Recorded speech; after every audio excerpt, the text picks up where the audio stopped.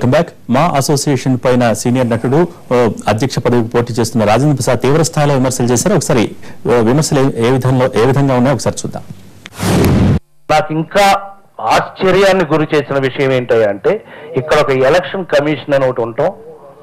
ఆ election commission ఎవరో కాదు, ఇంతకుముందు మనకి ఇప్పుడు ఇంతకుముందు మాట్లాడుకున్న ఆయన బాస్ గారి లాయర్, సొంత లాయర్ అట. అట్లాగే అసిస్టెంట్ ఎలక్షన్ కమిషనర్ అతను మాలో ఒక నటుడే. సత్యంగా నాకు ఆ తర్వాత విరక్తి పుట్టడం మొదలుపెట్టింది. నాకు తిరిగి అడుగుతాను, పైనుంచి ఏదో ఇన్స్ట్రక్షన్స్ కిందకు వస్తున్నాయి, ఆ ఇన్స్ట్రక్షన్స్ ప్రకారం వీళ్ళు చేస్తారు. మేము చాలా సిన్సియర్గా మీ అందరి ముందే మేము నామినేషన్స్ వేసి అందరం పర్సనల్గా వెళ్ళి, ఎందుకు పర్సనల్గా వెళ్ళామంటే బోర్డులో పెట్టారు నామినేషన్స్ పర్సనల్గా వచ్చి వేయవలను, రూల్ నెంబర్ 5. ఏమండి, అలాంటిది అందులోంచి రూల్ 5 o'clock దాకా ఇవి తీసుకోబడతాయని బోర్డులో ఉంది. అలా కావచ్చు అనుకుని మేము 5ంటికి ఎవరెవరు చేశారో కొంచెం తెలుసుకోవాల్సిన ఇంట్రెస్ట్ ఉంటుంది, బాధ్యత ఉంటుంది కాబట్టి 5ంటికి తెలుసుకోవడానికి వెళితే హాయిగా వాళ్ళు కబుర్లు చెప్పుకున్నారు, కాళ్ళు ఒప్పుకుంటారు. ఏంటంటే మీరు కాళ్ళు ఒప్పుకుని కబుర్లు చెప్పుకుంటారు ఏంటి అంటే యాజ్ పర్ స్పెషల్ ఆయన ఇంగ్లీష్ చెప్పారు, నాకు అర్థం అవ్వలేదు. అంటే విస్తృతమైనటువంటి అధికారాలు, నా అధికారాలను ఉపయోగించి ఇంకొక గంట నేను ఎక్స్టెండ్ చేస్తున్నాను అన్నాడు. ఎవరి కోసం గంట ఎక్స్టెండ్ చేశాడు? మంచు లక్ష్మి అనే బిడ్డ, నాకు బిడ్డ లాంటిది అది. తను అంకుల్ నేను నుంచుంటే నాకు మీద ఎవరు నేను నిలబెట్టకూడదని మంచు విష్ణు డెలిబరేట్గా అతను రాజేంద్ర ప్రసాద్ అంకుల్కే నా సపోర్టు, రాజేంద్ర ప్రసాద్ అంకుల్కి మీరందరూ ఓటు వేయండి అని తను ట్విట్టర్లో పెట్టాడు. కరెక్ట్గా అయితే ప్లీజ్ అమ్మా ఏంటి రిక్వెస్ట్ అంటే, అంకుల్ చిన్న రిక్వెస్ట్ ఏంటి, అక్క మీద ఎవరిని నిలబెట్టద్దని మదర్ ప్రామిస్గా ఎవరిని ఆ పిల్ల మీద నిలబెట్టకూడదు అని చెప్పి మేము, అంటే మాకు ఒక పోస్ట్ గురించి చెప్పారు, అది ఒకటే పోస్ట్ ఉంటుంది. అక్కడి నుంచి తప్పించి ఆమె అంటే ఎంత ఎంత అసహ్యం వేసిందంటే నాకు అసలు I'm very sorry to say, ఆ అమ్మాయిని కింద ఇద్దరున్న దాంట్లోకి షిఫ్ట్ చేసేసి పాపం వీళ్ళని తీసుకెళ్ళి మేము లేకపోయినట్టయితే ఇతన్ని అక్కడేసేవాళ్ళం మేము. యాక్చువల్గా అంటే వేస్తామో వెయ్యో అనేది మా దైవికంతో కూడినటువంటి ప్లెయిన్ హార్టెడ్తో మేము అనుకున్న విషయం, దాన్ని అక్కడ రాజకీయం చేసేసి.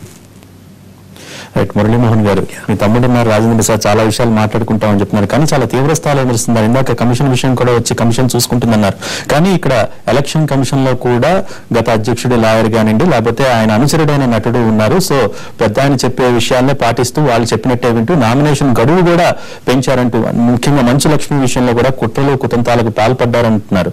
ఆ తర్వాతే పూర్తి స్థాయిలో నాకు విరక్తి కలిగింది ఈ అంశానికి సంబంధించి అంటున్నారు రాజేంద్ర ప్రసాద్. మీరేం సమాధానం చెప్తారు దానికి? యాక్చువల్గా జరిగినప్పుడు నేను ఇక్కడ ఊర్లో నెంబర్ 1 అండి.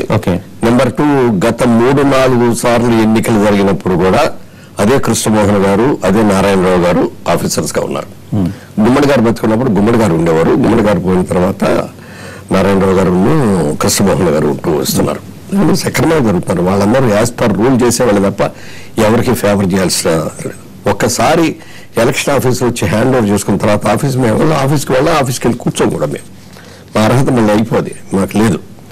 తర్వాత ఇప్పుడు నిలబెట్టాలి, అది నిలబెట్టారా మంచు లక్ష్మి కోసం ఇది నేను ఒక్క పాయింట్ అడుగుతానండి. రాజేంద్ర ప్రసాద్ గారు ఒక ప్యానల్ అని పెట్టుకున్నారు. 8 మంది ఆఫీస్ బేరర్స్ ఉన్నారు, 18 మంది కమిటీ మెంబర్లు ఉన్నారు, 26 మంది. 26 మందిలో మీరు ఎంతమంది నిలబెట్టారో ఒక్కసారి చెప్పండి రాజేంద్ర ప్రసాద్ గారు. మంచు లక్ష్మి విష్ణు అడిగాడు, మా అక్కన ఇది మీద పోటీ పెట్టద్దని మానేశారు. మరి ఇంకో వైస్ ప్రెసిడెంట్ శివకృష్ణ గారు మీద ఎవరు అడిగారు? వాళ్ళ అబ్బాయి అడిగాడు, శివకృష్ణ మా నాన్న మీద పెట్టొద్దు అని మిమ్మల్ని ఏమైనా అడిగాడా? శివకృష్ణ గారి మీద ఎందుకు పోటీ పెట్టలేకపోయారు మీరు? 18 మంది ఉన్నటువంటి ఎగ్జిక్యూటివ్ కమిటీలో మీరు 3 ఎందుకు పోటీ పెట్టారు? ఆ మిగిలిన వాళ్ళందరి భార్యలో లేకపోతే వాళ్ళ చెల్లిళ్ళో కూతుళ్ళో మీకు ఫోన్ చేసి మా వాళ్ళు నిలబడ్డారని మీరు పోటీ పెట్టొద్దని మిమ్మల్ని రిక్వెస్ట్ చేశారా? ఎందుకు మానేశారు మీరు? మీరు నిజంగా సీరియస్ గా తీసుకొని మీరు నిలబడగలనుకుంటే మీకు ప్యానల్ ప్రకారం మీ ప్యానల్లో 18 మంది ఆఫీస్ బేరర్స్ 18 మంది మెంబర్లను మీరు సెలెక్ట్ చేసుకుని కదా పెట్టాలి.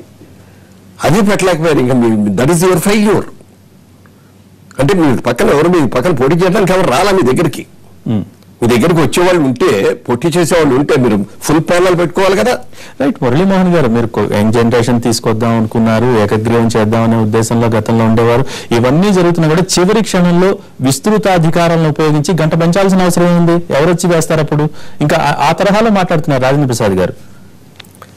అది ఏకగ్రీవం చేసేవాళ్ళు అయితే మళ్ళీ గంట పెంచాల్సిన అవసరం ఉంది. ఇంకెవరైనా వచ్చారు? గంట పెంచారు, ఏం పెంచారు? నేను ఊళ్ళో లేను, ఊళ్ళో లేకుండా నేను దాని గురించి జరిగింది ఆయన చెప్పారు. మాట్లాడిన దాని గురించి నేను మాట్లాడిన లేను దానికి. అది మీరు ఏదైనా ఉంటే ఆ ఎలక్షన్ ఆఫీసర్స్తో మీరు మాట్లాడితే వాళ్ళు క్లారిఫికేషన్ వాళ్ళు ఇస్తారు తప్ప నేను లేని దగ్గర గురించి నేను క్లారిఫికేషన్ ఇవ్వలేదు. నేను పార్లమెంట్ లో ఉన్నాను. రైట్. మీరు ప్యానల్ గురించి మాట్లాడారు. ఒకసారి ప్యానల్ గురించి రాజేంద్ర ప్రసాద్ గారు ఏమన్నారు ఒకసారి చూద్దాం. ప్యానల్ ఉందా, మీకు ప్యానల్ ఉందా అని అడిగితే కూడా దానికి కూడా ఒక సమాధానం నేను చెప్పవలసిన బాధ్యత నాకుంది. ప్యానల్ అంటే ఏంటి? ప్యానల్ అంటే ఏంటి? ఈ ఉన్న 600-700 మందిలో పని చేయటానికి 26 మంది కావాలి. ఆ 26 మందే ప్యానల్. పని చేయడానికి నేనుంటే నా కింద ఎవరు సెలెక్ట్ అయితే వాళ్ళు ప్యానల్ ఉంటారు. అంటే ఇందులో మళ్ళీ ప్యానల్, మీ ప్యానల్ ఇది, మా ప్యానల్ ఇది అని మీరు ఏమైనా విడదీయదలుచుకున్నారా? You want to divide and rule. Already రాజకీయాలు తెచ్చి కంపు చేశారు ఇక్కడ. ఆల్రెడీ మళ్ళీ రాజకీయాన్ని ఇందులో పెట్టడానికి ఒక పనికి మళ్ళీ ఒకరిద్దరు ఉంటారు అందులో అక్కడ ఆఫీస్లో. వాడికి పని లేకే ఇక్కడ పని చేస్తాడు. సినిమాల్లో పని అంటే ఎక్కడెందుకు చేస్తాడు? రైట్. మురళీమోహన్ గారు, ప్యానల్ గురించి మా ప్యానల్ మీ ప్యానల్ అంటూ విడదీయాలనుకుంటున్నారు. ఇప్పటికే మాలో రాజకీయాలు ఎక్కువైపోయినాయి అంటున్నారు. ఎప్పుడు ఏ ఎన్నికైనా ఒక ప్యానల్ అనేది ఉంటుంది. ఇవాళ కొత్తగా పెట్టింది కాదు, ఏదో డిఫరెన్స్ ఆఫ్ ఒపీనియన్ పెరిగేది కాదు. గతంలో పోటీ జరిగినాయి. గతంలో రాజేంద్ర ప్రసాద్ గారు నేను కూడా ఒకసారి పోటీ చేసుకున్నాను. ఆ పోటీ చేసుకున్నప్పుడు 2003 అనుకుంటాను జరిగిందండి. 199 ఓట్లు ఆ రోజున పోల్ అయినాయి. దాంట్లో 1 ఓటు మాత్రం డిస్క్వాలిఫై అయింది. 117 ఓట్లు నాకు వచ్చినాయి. రాజేంద్ర ప్రసాద్ గారికి 81 ఓట్లు వచ్చినాయి. 36 ఓట్లు మా ఇద్దరు డిఫరెన్స్. ఇందాక నాగబాబు గారు మాట్లాడుతూ 14 ఓట్ల తేడాతో ఓడిపోయాడు, ఒక 7 ఓట్లు ఇటు పడితే ఈయనే గెలిచిండేవాడు అన్నాడు. శివాజీరాజు గారు మాట్లాడుతూ 7 ఓట్ల తేడాతో ఆయన ఓడిపోయాడు అన్నారు. అదే ఇంకొక వ్యక్తి మీద నేను పోటీ చేయడం 140 ఓట్ల మెజార్టీతో గెలిచాను. నాకు అసలు ఎలక్షన్ అనే దానికే నేను ఒప్పుకోను. బట్ ఒక్కోసారి నిలబడిన తర్వాత యుద్ధ రంగంలోకి దిగిన తర్వాత ముందడుగు వేయటమే తప్ప వెనకడుగు వేయటం, మడం తిప్పటం అనేది మాకు చేత కాదు. అది ఎవరైనా సరే ఎలక్షన్ అనే తర్వాత ఫేస్ చేయాలి. ఎలక్షన్ నిలబడలేకూడదు, నిలబడిన తర్వాత ఫేస్ చేయాలి. నేను పార్లమెంట్ ఎన్నికల్లో నేను నిలబడ్డాను, 2000 ఓట్లతో ఓడిపోయాను. నేను గెలిచిన ఓండా నేను ఇక్కడే ఉంటాను అని చెప్పి పత్రిక వాళ్ళకి చెప్పాను. 5 ఏళ్ళు అక్కడే ఉన్నాను. నా సొంత డబ్బులతో ఎన్నో కార్యక్రమాలు చేశాను. మళ్ళీ అదే కాన్స్టిట్యున్సీలో 1,75,000 మెజార్టీతో నేను గెలిచి బయటకు వచ్చాను. 2,000తో ఓట్లు వెళ్ళినా ఓటమే, 1,70,000తో గెలిచినా గెలిపి. రైట్. ఆ బార్ అనేది ఇప్పుడు మీరే అంటున్నారు, ఇందాక వాళ్ళ ప్యానెల్లో పోటీ చేయడానికి అభ్యర్థులు వెళ్ళట్లేదని. లేకపోతే ఇప్పుడు ప్రెసిడెంట్ అక్కడ జయసుధా, ఇక్కడ రాజేంద్ర ప్రసాద్, అక్కడ ఎగ్జిక్యూటివ్ వైస్ ప్రెసిడెంట్ పలానా, ఇక్కడ పలానా, ఇక్కడ పలానా, ఇక్కడ లేకపోతే ఓటు ఎవరికైనా వేస్తారు? గెలిచిన వాళ్ళందరూ నా పార్టీ అనుకుంటే అది ఎలా కుదురుద్ది? రైట్. వారు అదే అంటున్నారు. తప్పది. రైట్. వాళ్ళు ఆయన అభిప్రాయం. ఇంకో విషయం కూడా కోట్ చేశారు. మొత్తానికి ఇక్కడ అసోసియేషన్ లో 2 దుర్మార్గులైన వ్యక్తులు ఉన్నారు, వాళ్ళు పని చేయనివ్వరు, సినిమాలు లేకపోతే ఇక్కడ రాజకీయాలు చేయడం వాళ్ళ పని అని. అది మురళీమోహన్ గారికి తెలుసని కూడా కోట్ చేశారు. ఏమండి, కష్టపడి పనిచేసే వాళ్ళ మీద ఎప్పుడు విమర్శలు ఉంటాయి. ఏ రోజునైనా వచ్చి ఆఫీస్లో కూర్చొని వాళ్ళ పని చేసావా? ఏ రోజునైనా వచ్చి ఒక 5 రూపాయలు తీసి ఆఫీస్లో ఇదిగో దీనికి ఖర్చు పెట్టడానికి ఇచ్చావా? నువ్వు ఏం అర్హత ఉందో నీకు మాట్లాడటానికి? ఇవాళ పగలనక రాత్రనక కష్టపడ్డది వాళ్ళిద్దరూ లేకపోతే అసోసియేషన్ నడవదు. నాకున్న బిజీ దానికి నేను ఎటో తిరుగుతున్నా, ఎక్కడ చూసినా ఫోన్లో మాట్లాడి నేను చేసేవాడిని. తర్వాత ఇంకో వాళ్ళు ఎవరో నాకు మాట్లాడుతూ ఇంకో మాట అన్నారు, నాకు చాలా హార్ట్ అయ్యాను దానికి. ఢిల్లీలోనూ ఆయనే కావాలి, మాలోనూ ఆయనే కావాలి, పక్కన ఉన్న దేవాలయంలో ఆయనే కావాలి, సులభ కాంప్లెక్స్కి ఆయనే కావాలి. ఏంటిది? నాకు పదవులే కావాలంటే చాలా పదవులు వస్తాయి. ఇవాళ ఢిల్లీలో నేను పార్లమెంట్కి వెళ్ళేది ఒక ఛాలెంజ్గా తీసుకున్నాను. ఎన్టీ రామారావు గారు బతికొండగా నన్ను ఆఫర్ చేశారు. ఆ రోజు నేను నిలబడలేకపోయాను, తర్వాత నిలబడ్డాను, అది వేరే విషయం. మా association that's my brain child. ఇక్కడ మా అసోసియేషన్ పెట్టాలని దానికోసం నేను చాలా కష్టపడ్డాను. నా టైం ఎంతో నేను దానికి ఇది చేశాను. నా డబ్బులు కూడా బుల్లెత్ ఖర్చు పెట్టాను. నెక్స్ట్ దేవాలయం అనేది నాకు దేవుడు భక్తి చాలా ఎక్కువ. రాజేంద్ర ప్రసాద్, విబి రాజేంద్ర ప్రసాద్ గారు అయిన ఒక గొప్ప వ్యక్తి, ఒక నిర్మాత, దర్శకుడు. ఆయనకున్న అలవాట్లన్నింటినీ కూడా పూర్తిగా వదిలేసి ఒక మౌనిలాగా పూర్తిగా దేవాలయానికి అంకితం అయిపోయి ఆయన చేశారు. ఆయన చేసే రోజుల్లో సెక్రటరీగా చేశాం. ఆయన చనిపోయిన తర్వాత అది ఒక చాలా పెద్ద బాధ్యత, చిన్న బాధ్యత కాదు. దేవాలయాన్ని మెయింటైన్ చేయటం అంటే ఎంతో మంది అర్చకులు ఉంటారు, ఎంతో మంది స్టాఫ్, దాదాపు చాలా పెద్ద ఆర్గనైజేషన్.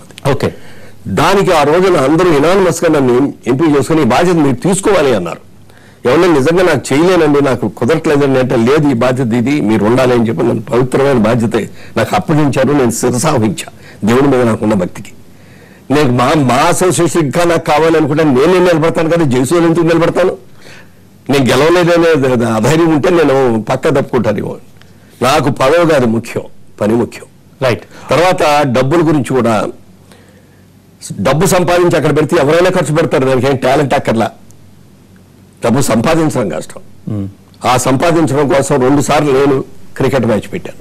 మోహన్ బాబు గారు ప్రెసిడెంట్ గా ఉన్నప్పుడు ఒకసారి క్రికెట్ మ్యాచ్ పెట్టి బోల్డ్ కలెక్ట్ చేశాం.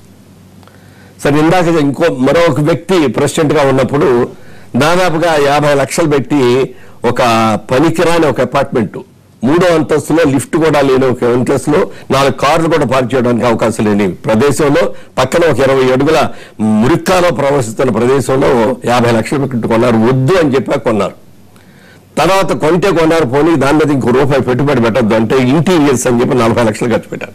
90 లక్షల రూపాయలు ఖర్చు పెట్టినది ఇవాళ నిరుపయోగం. ఇవాళ 30 లక్షలు కమ్మదా ఉంటే కూడా ఎవరు దాన్ని కొంటల. 90 లక్షలు ఎంత వేస్ట్ అయిపోయిందో ఒకసారి ఆలోచించండి. అలాంటి తెలివి తక్కువ పనులు చేయకూడదు. ప్రతి రూపాయిని కూడా కష్టపడి సంపాదించాలి. ప్రతి రూపాయి, ఎందుకంటే మా అసోసియేషన్కి ఇన్కమ్ అనేది ఏమి ఉండదండి. ఓకే, ఎందుకంటే ఎవరైనా మెంబర్గా చేరి డబ్బులు ఇస్తేనే దానికి డబ్బులు తప్ప ఇంకోటి ఉండదు. ఒక అసోసియేషన్ మెయింటైన్ చేయాలంటే స్టాఫ్ కానీ, అద్దెలు కానీ, అన్ని ఖర్చులు కానీ నెలకి 1,50,000 నుంచి 2 లక్షలు అవుతాయి. పెన్షన్లు కానీ ఇచ్చినా కానీ ఈ డబ్బులన్నీ ఎక్కడి నుంచి వస్తున్నాయి?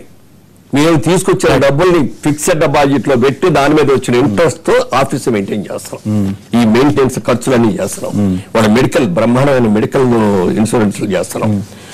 మెడికల్ టెస్టులు బోర్డు మందికి చేస్తాం, ఫ్రీ మెడికల్ టెస్టులు. అపోలో హాస్పిటల్ అందరికీ ఫ్రీ మెడికల్ ఇస్తాం. మన బాలకృష్ణ గారిని రిక్వెస్ట్ చేసి బసవతారక హాస్పిటల్ మొత్తం అందరికీ క్యాన్సర్. దీనికి సంబంధించి మీ ఎక్స్ప్లెనేషన్ ఇచ్చే ముందర అసలు దీనికి సంబంధించి అసోసియేషన్ దీనికి సంబంధించి ఏమన్నా రాజేంద్ర సార్ ఒకసారి చూద్దాం. ఈ పెద్దలైనటువంటి ఈ హీరోస్ అందరూ కూడా అనేక సార్లు వాళ్ళ శక్తిని కానీ, వాళ్ళకున్నటువంటి ప్రజా ఆకర్షణని కానీ ఉపయోగించి ఎన్నో మంచి కార్యక్రమాలు చేసి మా అసోసియేషన్కి ఎంతో ఫండ్ క్రియేట్ చేశారు. ఆ ఫండ్ని వాళ్ళకి ఉపయోగించకుండా ఏం చేస్తున్నారో నాకు అర్థం కాల. అతి దారుణంగా నాకు బాగా హర్ట్ అయిన విషయం ఏంటంటే, బాగా ఫీల్ అయిన విషయం, మా association membership 1 lakh. Associate membership అని ఒకటి ఉండేది అంతకుముందు మేము ఉన్నప్పుడు, అది తీసేశారు. 1 lakh అంటే మా అసోసియేషన్ లోకి ఎవరూ రాకూడదు అని చెప్పి గేట్లు వేసేసారా? ఇంకా మా అసోసియేషన్ లో ఇప్పుడు దాకా ఎంతమంది ఉన్నారు, వీళ్ళు తప్ప వేరే వాళ్ళు రాకూడదా? ఇవాళ ప్రతి వాళ్ళకు 10 పిక్చర్లు చేసిన తర్వాత మా అసోసియేషన్ లోకి వాళ్ళకి 1 lakh పెడితే రాగలరా? రైట్. మురళీమోహన్ గారు, అసలు ఏంటి మాకు కార్పస్ ఫండ్ ఎంత ఉంది, పెన్షన్స్ ఎంత ఇస్తున్నారు, హెల్త్ కార్డ్స్ ఎంత ఇస్తున్నారు, ఇప్పుడు వారు కూడా కోట్ చేస్తున్నారు 1,00,000 రూపాయలు ఫీజు పెడితే పేద కళాకారులు ఎలా వస్తారో, ఎలా జాయిన్ అవ్వగలరు అని.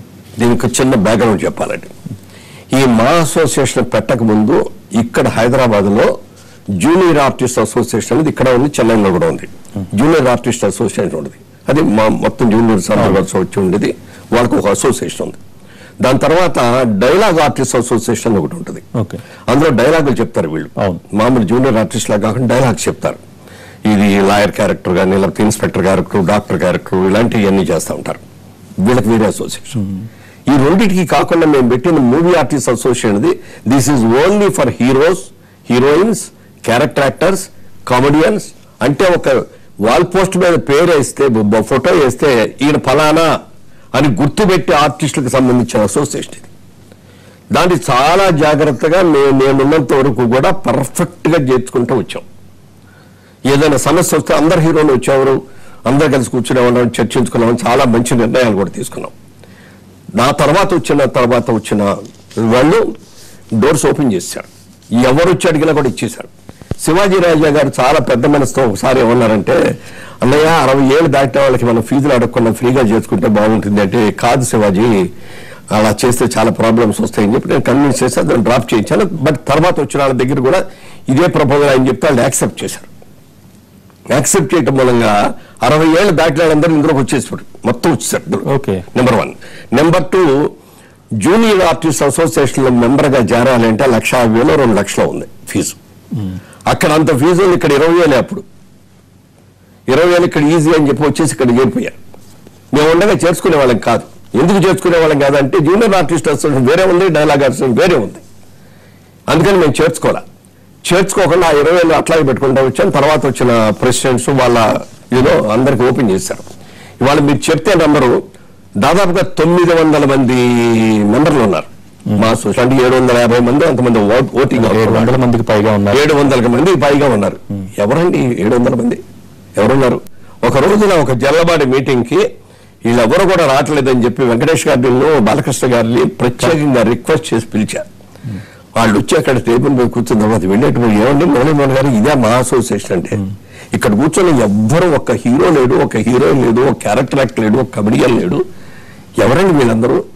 ఇది జూనియర్ ఆర్టిస్ట్ అసోసియేషనా లేకపోతే మా అసోసియేషనా అని చెప్పి వాళ్ళు అడిగారు.